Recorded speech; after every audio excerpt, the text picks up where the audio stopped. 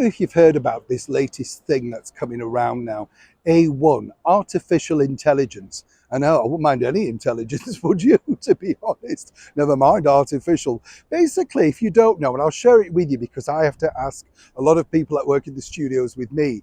A few years ago, they were wanting at Sky News when I was working there to develop all the presenters into avatars, which I consider to be cartoon characters. I thought it was daft. Consequently, the boss didn't like me because I thought it was a waste of money and absolutely ridiculous. Naturally, I was proven right. But now A1 artificial intelligence is back. And this is basically, if you haven't seen it, but I know we've mentioned it a couple of times on this show, the ABBA show, that could be sort of deemed artificial intelligence, where you recreate the star, the celebrity, the performer.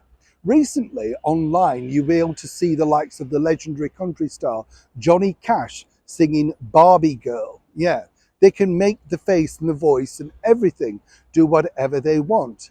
Which got me thinking to a conversation I had with the brilliant actor Robert Vaughn, who told me this about a meeting with the legendary movie mogul Louis B. Mayer. And it got me thinking really that perhaps Louis B had got artificial intelligence nailed way back in the 1930s and 40s. Let me explain. You see, Louis could not stand people who would not behave.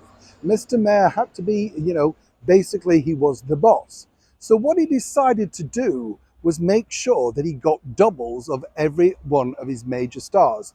This was from Clark Gable, Greta Garbo, Joan Crawford, you name it. Now, if this particular star would not behave or indeed decided they didn't want to come in or needed to be suspended, that wasn't a problem for Louis. What he would do was dig out the superstar double, and they would film over the shoulder, just slightly out of focus. They had, or should I say Louis had, all their hairstyles made into wigs. Absolutely, it's all true. And Mickey Rooney also backed this up. The bottom line was they would all have identical wigs so that basically you couldn't tell whether the star was in the movie or not. It sped up production, and basically when the star was taken off the suspension, they had to really do what Louis said, because the bottom line was, at this point, they were either going to be fired from the studio or indeed, removed for good, whichever way you want to look at it.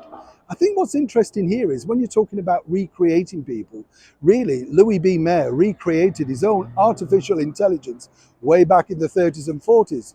And what's interesting is he could make the stars behave. So what makes people think a robot in the 21st century could do the same?